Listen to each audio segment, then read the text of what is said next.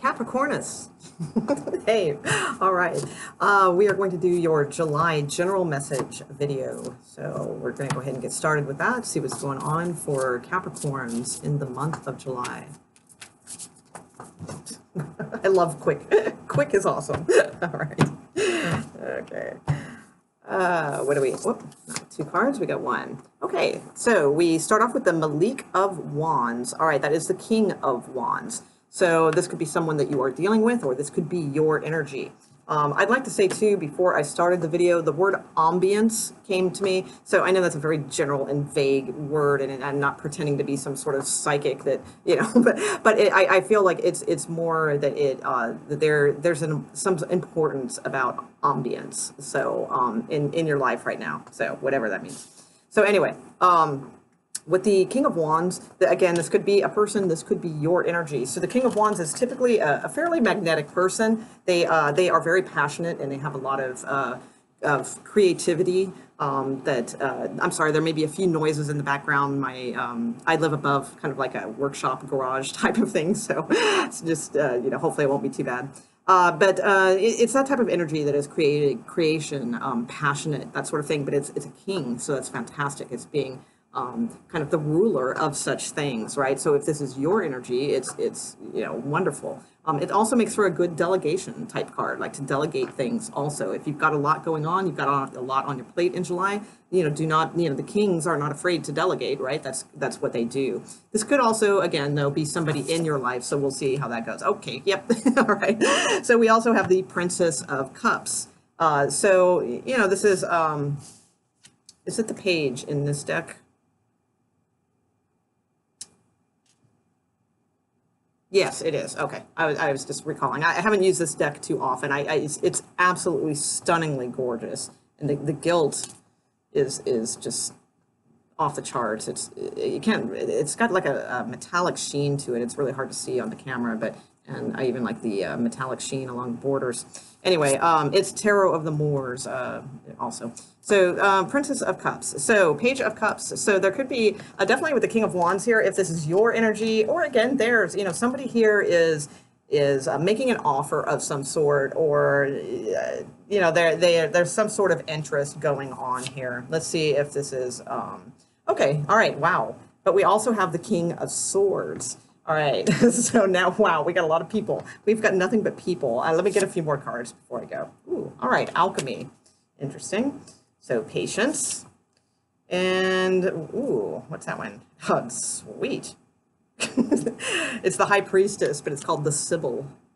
So that's interesting. I've never some of the words, you know, I'm not familiar with, but it's an awesome deck. I really like it. I'm just going to go ahead and pull all the cards. All right, so we have yet another person, really. A Mirror of Swords. So this is the Knight of Swords. We have the Knight of Swords. We have the King of Swords. We have the High Priestess. We have the Page of Cups. We have the King of Wands. You have nothing but people cards except for Alchemy, okay, which is the card of Temperance, all right? So tempering something, you know, or mixing something, or tempering oneself, having patience, or forging something into something else too. It has a lot of different meanings, or it could just indicate a Sagittarius. So we have a lot going on here. Let me just take a moment and see if I can make a little bit of sense. When it's all people like this, it's going to be a little difficult. So let me take a look. All right. So we got King of Wands ending up with King of Swords. We have two swords here. We have air, we have water, so we do not have earth.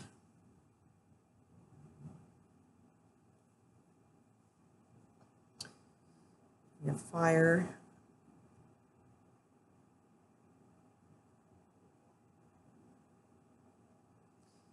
Okay. All right, so the way I see this is, I mean, there's a couple different things here. All right. So, I mean, if this is in regards to career, then what I see is there could be some of you out there that are sort of up against someone. You know, there's sort of a battle. I mean, you guys are equal and you're equal peers. You're on equal ground. Okay. So, you know, I think the thing to do here is to alchemize, you know, the situation. You need to forge it into something else, or you need to both work together in some way to take on, what needs to be taken on. And I know that's difficult in the work world. I mean, that's not really the common approach. It's usually just kind of cutthroat, right? So, and, I mean, I see that too. I mean, that could very well be, but I don't really see a clear winner in that case. The only thing I see is forging something, into something else.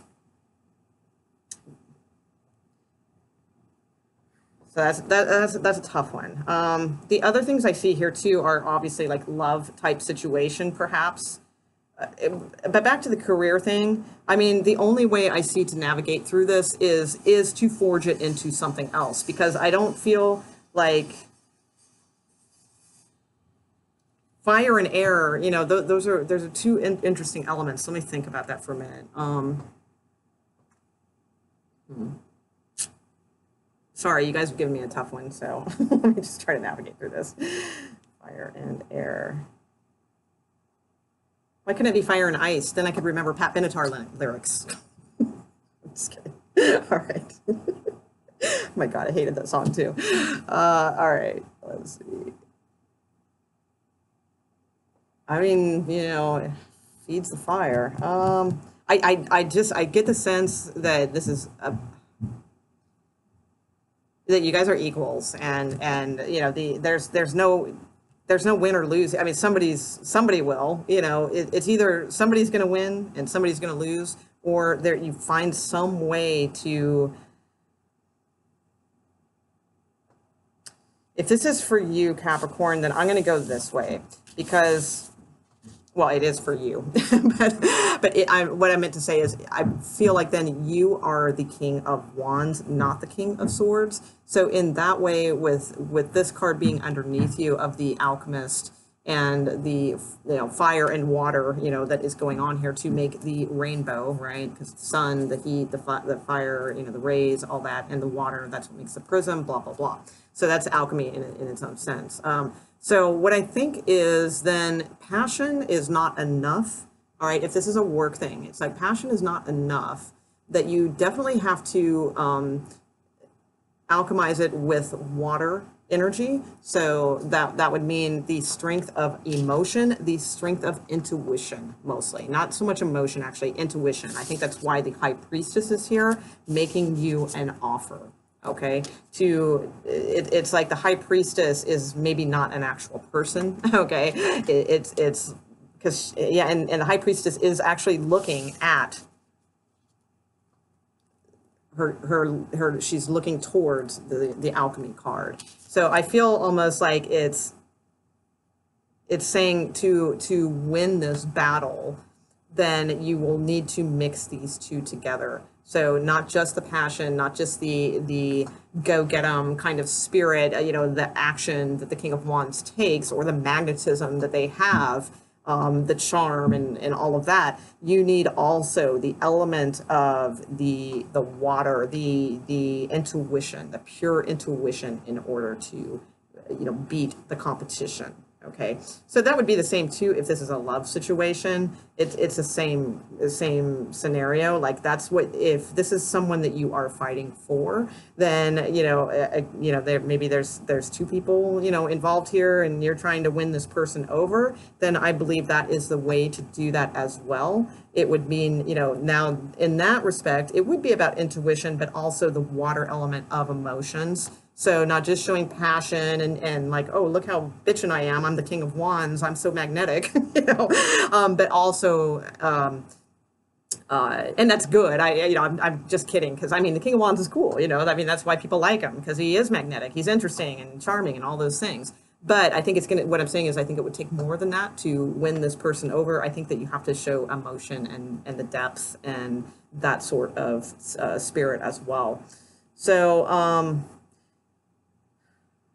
if this is you, Capricorn, and you are the Princess of Cups, High Priestess kind of energy, and you have two people that you are working with, maybe two men in your life, or two, whatever, two people in your life, I feel the King of Wands would be coming out stronger because of the cards with him. because the King of Wands has the alchemy card underneath.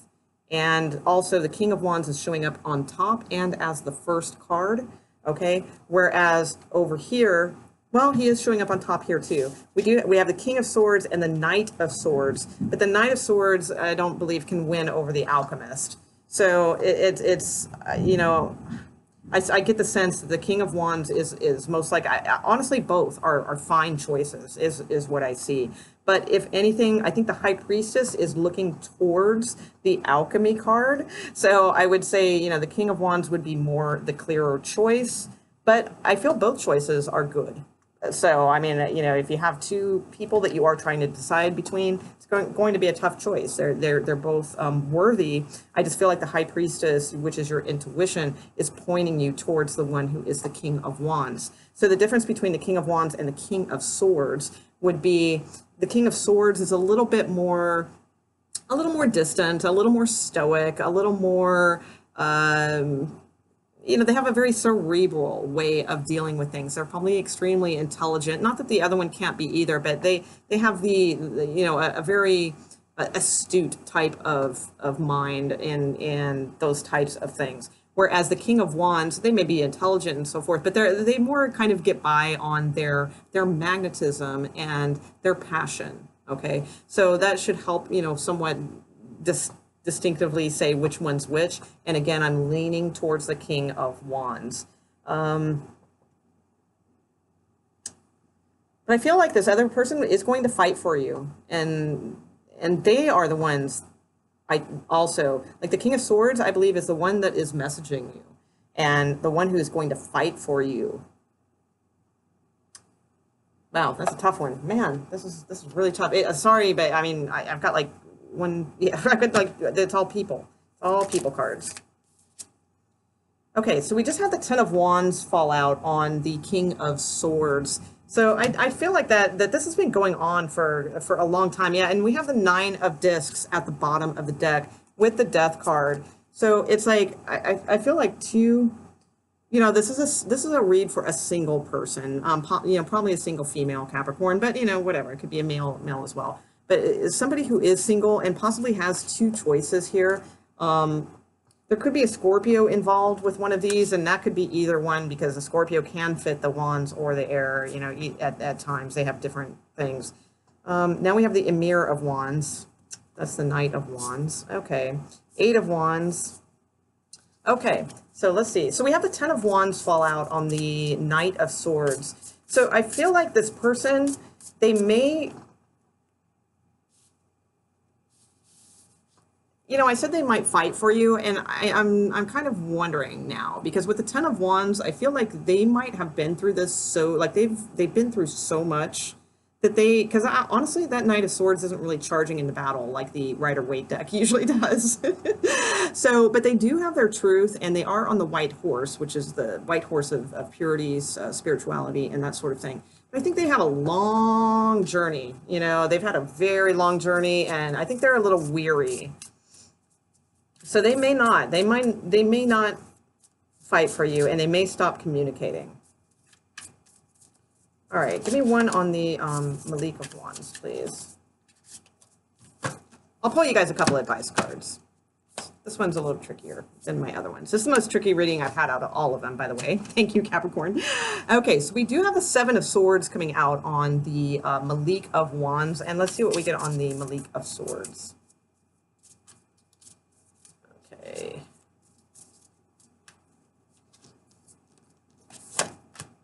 Okay, the Nine of Swords. Wow, and the World card, the Moon. Man, these both. I mean, they're showing up as kings, but I'm sensing a little damaged goods here on both sides. Okay, but that's normal. I mean, once you get to be, you know, king, you know, status, that's going to happen. It's how you navigate it from here. So. Wow. So this King of Swords, they have a lot of issues. They have a lot of anxiety. I don't actually, I'm going to take it back about the communication. I feel like they're not communicating very well. I feel like they really want to, but it's like they want to hear it from you. And I can hear the women out there going, well, I'm not going to communicate with him if, you know, yeah. And, you know, you got to drop all that crap. All right. that stuff is just so like ridiculous. All right. And I hear it every day, and I'm sorry, I don't mean to vent, but it's just, you know, well, I'm not going to contact them. It's their job to contact me. And, who gives a fuck? It's like either you guys are going to hook up and get together or you're not. It doesn't matter who contacts who or who postures this or who postures that. And that it's, either you're meant to be together or you're not. It's that simple. And I feel like both of these are going to have their issues because I feel like the King of Swords is riddled with anxiety. I think that they want you to drop a huge truth bomb on them. I don't think that they know, and that makes sense because the King of Swords isn't the most in touch with their emotions. They're a little not in touch with their emotions because they are so cerebral and logic brained, way. So, and again, most women aren't really, they're kind of waiting for the communication to come, from the man. So I just feel like this could go on for a really long time, where there's no action taken. Okay. And with the King of Swords, King of Wands showing up, it's confusing with all these people. With the Seven of Swords, I don't think that they will ever get this alchemy type situation here. I mean, possible, but most likely not. I don't think that they will truly listen to their intuition. I don't think that they even see what is being offered to them with the Page of Cups and the High Priestess. I don't think they're picking up on it. So it's like, that's that could be you. Again, you could be the Page of Cups and the High Priestess, but it's the general energy of that. So, I mean, the Seven of Swords is a little bit, they are used to, again, this is a very magnetic person. They're a very charming person. It's a very passionate person. And they're probably used to getting what they want in a very, I don't want to say devious way, but in a very sly type way. All right. They are used to relying on their sly things, that type of approach in order to get what they want. So I don't get the sense too that they are really recognizing this advice being given to them, that they really need to start, instead of relying on their sly devilish plan or whatever, that they really just need to listen to their own intuition because that will guide them. And sure, it's cool to, I mean, this comes in very handy a lot of times, that the Seven of Swords energy, of sly cleverness and a little deviant, whatever, that kind of stuff. But it doesn't solve all problems, and it certainly doesn't have a place for love. So, and I don't think this person's going to see that. So I think, quite frankly, both options, they're both showing up as kings. That's fine. I feel like they're equal. Like they both just have different qualities. So it's like either if the King of Swords is the one for you, unfortunately, I feel like you are going to have to be the one that is going to have to really kind of spread your wings in this situation and communicate like the big picture to this person. I don't think they will. I think they're too anxious or anxiety ridden to notice it. And for the other one, the King of Wands, I think they're a little too pompous to notice, what they need to, I don't think, I'm not going to listen to my intuition, I'm going to do things this way, the way I always do it. And I'm so clever and, that kind of thing. So, I mean, if that will work for you, cool, but it just seems kind of an odd reading. All right, let me pull you guys, a couple advice cards. Capricorn.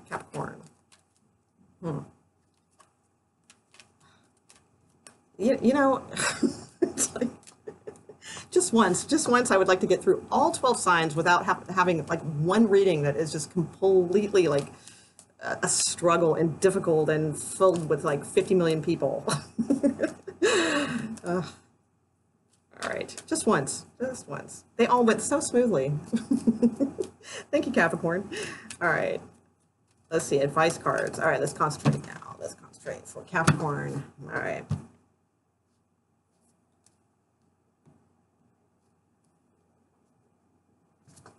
Okay.